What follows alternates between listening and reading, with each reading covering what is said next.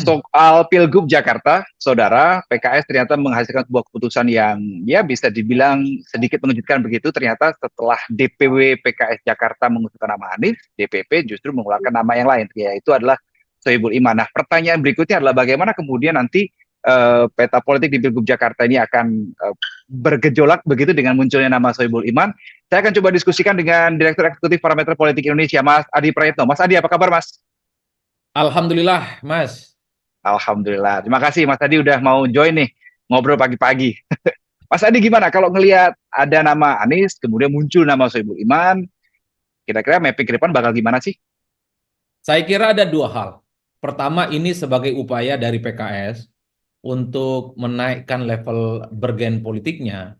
Karena kan memang selama ini PKS itu kan hanya sebatas followers mengusung salah satu kandidat untuk maju dalam Pilgub Jakarta. Seperti dalam konteks Pilgub Jakarta 2017 yang lalu. Padahal publik tahu PKS ini adalah partai politik yang saya kira cukup solid dan cukup kuat di Jakarta.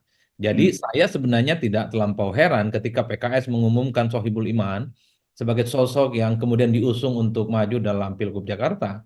Karena memang PKS itu sebagai partai pemenang Pileg di Jakarta 2024 Hmm. ini ingin menunjukkan bahwa mereka punya taring, bahwa mereka itu adalah partai politik yang punya power, punya instrumen, punya mesin politik yang kemudian bisa diandalkan untuk memenangkan pertarungan politik. Itu satu ya. Yang kedua sebenarnya ini kan pesan politik yang cukup tegas bahwa PKS di 2024 ini nggak mungkin terus-menerus hanya menjadi kayu bakar politik untuk mengusung salah satu kandidat tertentu. Tak mau lagi PKS di 2024 di Pilkada Jakarta ini hanya sebatas ronin politik, di mana kader-kadernya tidak bisa bertanding karena mereka ini adalah partai yang kuat di Jakarta. Oleh karena itu, pesan politiknya sederhana.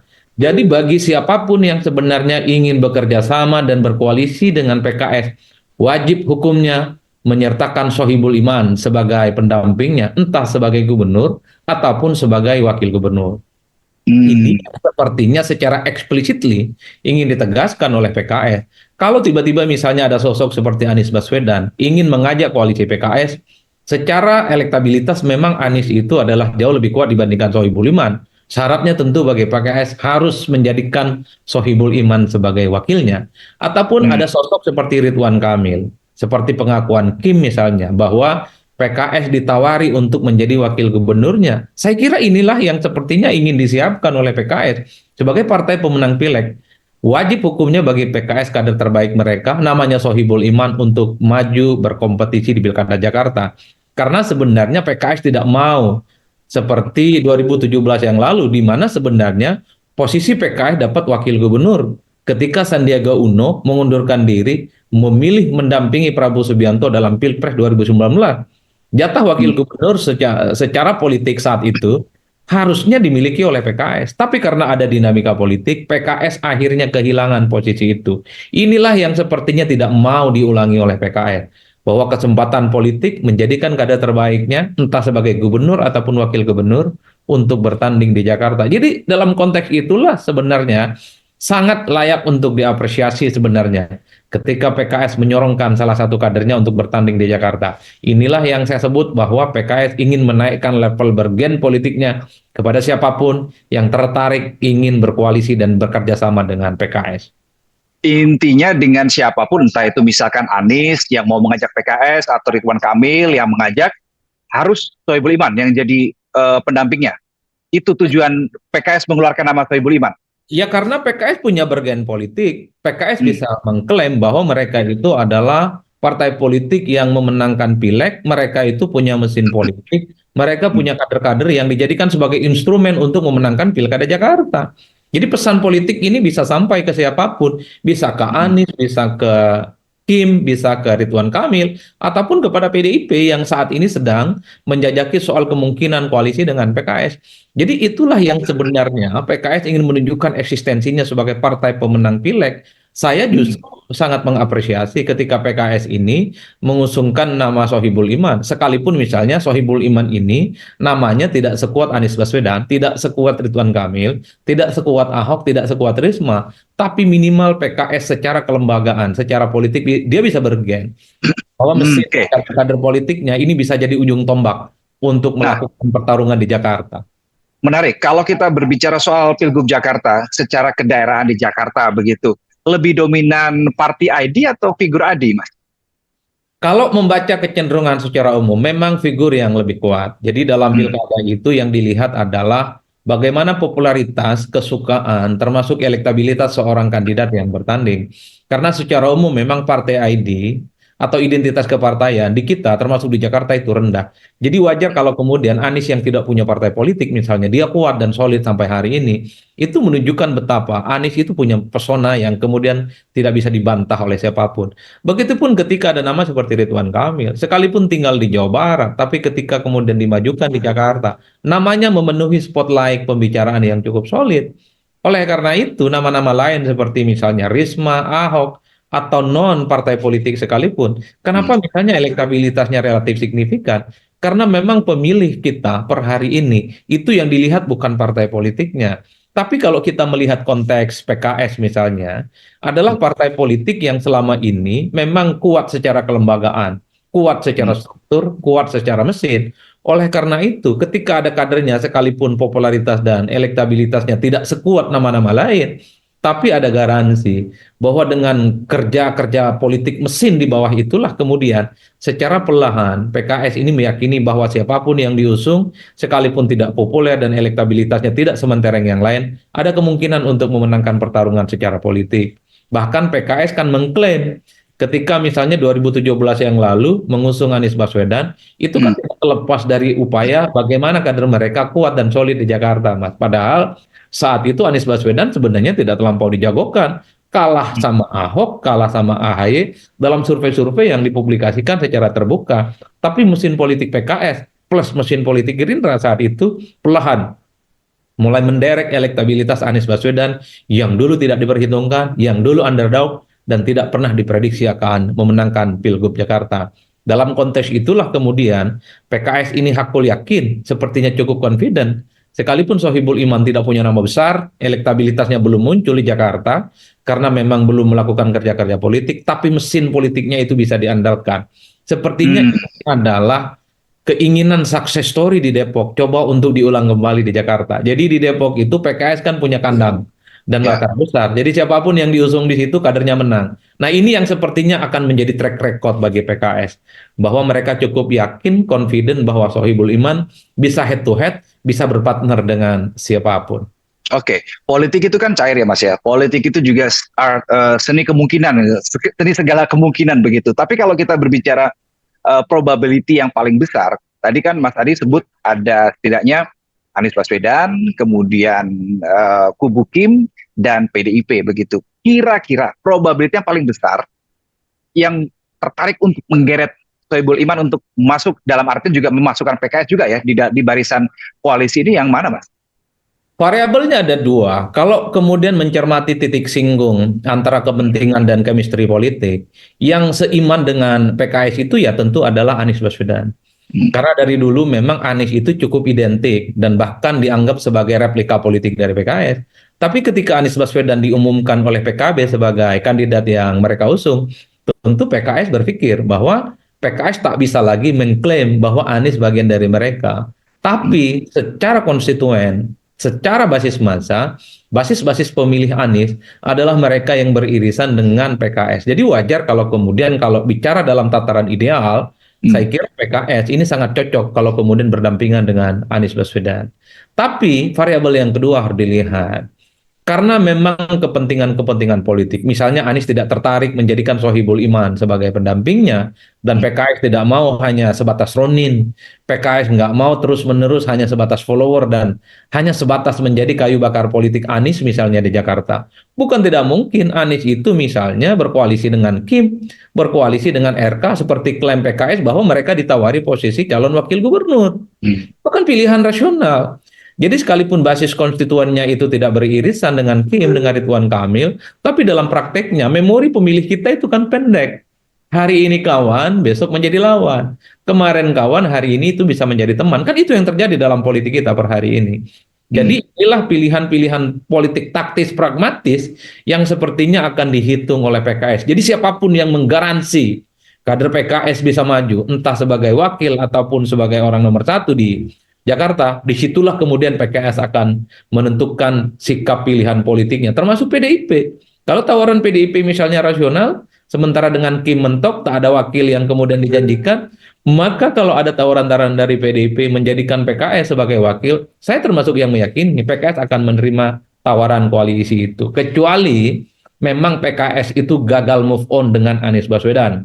Sekalipun misalnya Anies Baswedan itu adalah sosok yang per hari ini diusung oleh PKB, tapi karena istiqomah PKS mendukung Anies Baswedan, sekalipun Sohibul Iman nggak jadi wakil, maka PKS akan ada di situ. Inilah yang saya sebut bahwa PKS di 2024 hanya siap menjadi Ronin, hanya siap menjadi follower, hanya siap menjadi kayu bakar politiknya Anies Baswedan, tanpa mempertimbangkan bagaimana kepentingan politik yang lain, soal kemungkinan kerjasama dengan Kim, soal kemungkinan kerjasama dengan PDIP, dengan Ridwan Kamil dan seterusnya dan seterusnya. Jadi di situ Sohib- konteksnya, Mas. hmm. Nah, Sohibul Iman ini kan didorong PKS DPP sebagai cagup begitu ya. Tapi kalau Mas Adi Pray, kalau saya membaca tadi penjelasan Mas Adi Pray yang sudah dijabarkan, kelihatannya Mas Adi Pray lebih lebih apa? Lebih condong melihat Sohibul Iman ini sebagai cawagup kelihatannya. Atau gimana, Mas? Ya kalau kalkulasinya adalah survei, tentu Sohibul Iman ini pasti diproyeksikan sebagai calon wakil gubernur. Hmm. Mengingat memang nama Sohibul Iman itu tidak pernah dikaitkan dengan Pilkada Jakarta. Hmm. Tapi itulah yang kemudian menjadi argumen-argumen kenapa misalnya sekalipun per hari ini PKS ingin menjadikan Sohibul Iman sebagai calon gubernur, tapi kalkulasi politik rasionalnya hanya sebatas calon wakil gubernur. Dalam konteks itulah sebenarnya ketika nama Sohibul Iman diproyeksikan sebagai calon gubernur, ini kan sebenarnya harga tinggi, call yang Hmm. sebenarnya coba untuk dimainkan oleh PKS.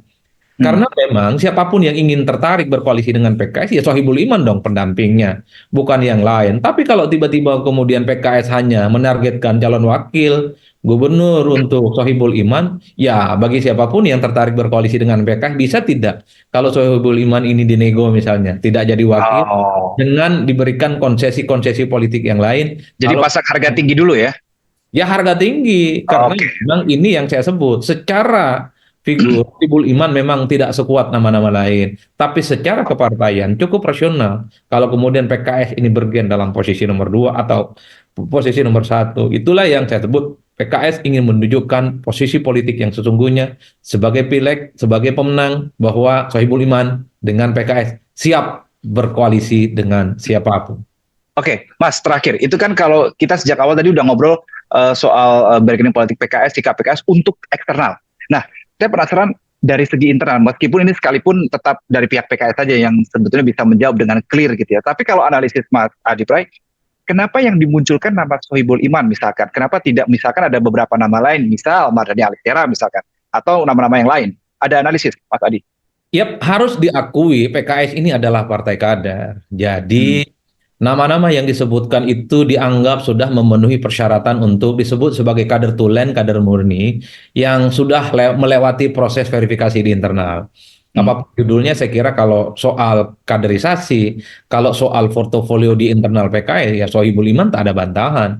Beliau itu adalah mantan presiden yang saya kira jenjang kaderisasi internalnya itu sudah tak bisa dibantah oleh siapapun. Jadi inilah yang sepertinya membuat kenapa PKS menyorongkan nama Sohibul Iman. Ini adalah sosok yang kader ke PKS-annya itu sudah 100 karat, bukan hanya 25 karat.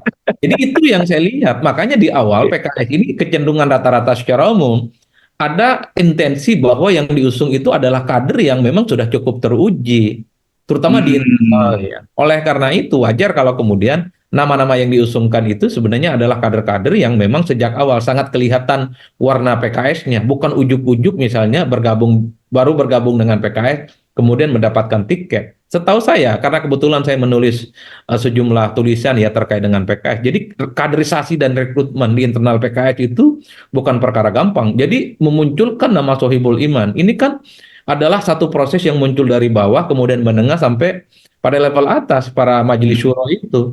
Jadi tidak gampang sebenarnya ketika PKS secara deklaratif memention nama Sohibul Iman, karena beberapa waktu yang lalu kan muncul ada 3 nama, ada Mardhani Ya. Alisera, kemudian Ketua PKS Jakarta dan seterusnya. Ini kan sebenarnya yang mengagetkan itu kenapa nama Sohibul Iman, bukan nama kader PKS yang sejak awal disebut. Saya meyakini ini sebagai penegas bahwa PKS itu adalah partai kader yang saya kira kadernya yang diusung itu tentu dianggap sudah mumpuni, teruji, dan di internal sudah mendapatkan dukungan yang cukup positif. Oke, ini pertanyaan paling akhir. Saya janji ini paling akhir, Mas Adi Pray. Dengan melihat dinamika sekarang, nama-nama yang sudah beredar, berarti ada nama RK, Sohibul Iman, dan Anies Baswedan yang cukup kuat begitu yang beredar di Pilgub Jakarta. Kira-kira ini bakal running berapa poros, Mas? Dengan melihat situasi terkini. Kalau melihat kecenderungan rata-rata secara umum, konfigurasi politik kekuatan di Jakarta itu mestinya ada 3 calon. Jadi bisa kubu dari Kim, bisa kubunya Anies Baswedan, dan bisa kubu yang kemudian dibuat oleh PKS. PKS bisa kerjasama dengan PDIP atau dengan yang lain. Jadi kekuatan-kekuatan politik di parlemen ini kalau kita iris satu-satu, Jakarta ya mestinya ada 3 poros. Tapi saya nggak tahu persis, ada kecenderungan di 2024 ini di Pilkada Jakarta, ini hanya akan muncul 2 poros. Yaitu poros Hmm. yang dianggap mewakili kekuasaan politik, yang dianggap mewakili kubu oposisi. Per hari ini yang menguat itu adalah Anies versus Ridwan Kamil atau Anies versus Kim. Dalam konteks itulah sebenarnya PKS sedang dispekulasikan. Ada yang mengatakan bahwa PKS ini sangat mungkin berkoalisi dengan Anies, bukan membentuk poros sendiri. Dan sangat mungkin PKS ini ditawari bergabung dengan Kim. Banyaklah tawarannya. Mungkin sebagai calon wakil gubernur atau tawaran untuk berkoalisi dengan Prabowo dan Gibran. Di luar itu per hari ini belum ada pihak yang kemudian berani membentuk poros-poros lain di antara 2 poros besar ini. PKS sekalipun memunculkan nama Sohibul Iman, ini seakan-akan dikaitkan soal bagaimana sedang menawar posisi politiknya, soal kemungkinan menjadi wakil Anies atau soal kemungkinan menjadi wakilnya Ridwan Kamil atau bergabung dengan Kim. Itu Hmm. yang saya kira per hari ini intensi-intensi publik kemungkinannya secara realitas politik hanya akan ada 2 poros terjadi head to head antara kubu pemerintah, kekuasaan politik dengan kubu oposisi yang kemudian diwakili oleh Anies Baswedan. Tapi hebat kalau kemudian tiba-tiba PKS itu bikin poros sendiri, sebut saja misalnya kerjasama dengan PDIP, saya kira akan menjadi satu tontonan yang menarik. Tapi Mas, kalau calonnya 3, yang diuntungkan itu Anies Baswedan. Karena Oke. posisinya itu sebagai petahana, Hmm. elektabilitasnya tinggi. Tapi kalau terjadi head to head misalnya dengan Ridwan Kamil, hati-hati juga dengan Anies Baswedan. Bukan tidak mungkin Anies Baswedan ini seperti gubernur-gubernur petahana sebelumnya, maju yang kedua kalinya tapi kalah. Foke maju yang kedua kalinya kalah. Ahok maju yang kedua kalinya kalah. Begitupun dengan Anies. Potensi mengalahkan Anies itu salah satunya jika lawan Anies itu cuma satu. Tapi kalau dua, maka Anies bisa dipastikan tak akan ada kekuatan politik yang ngeroyok Anies untuk bisa dikalahkan. Karena kekuatan politik penantang itu terdistribusi ke calon-calon yang lain. Tapi kalau terjadi head to head, Anies harus hati-hati. Karena aura, kemudian setting dan kekuatan politiknya tidak sekuat seperti dahulu kala. Ingat Mas, Anies itu sebenarnya dulu menang dalam Pilgub Jakarta. Kan ada beberapa instrumen yang saya kira dalam tanda kutip menjadi bonus politik. Satu, lawannya itu dianggap penista agama. Yang kedua, ada demo 212 yang dilakukan secara berjilid-jilid. Iya kan? Kan Hmm. dua variabel itu yang secara politik menguntungkan Anies Baswedan hingga memenangkan pertarungan politik. Di 2024, lawan Anies itu tak ada yang menista agama dan tak ada lagi 212. Hati-hati dalam konteks itu kalau lawan Anies itu adalah kubu yang muncul dari kekuasaan politik.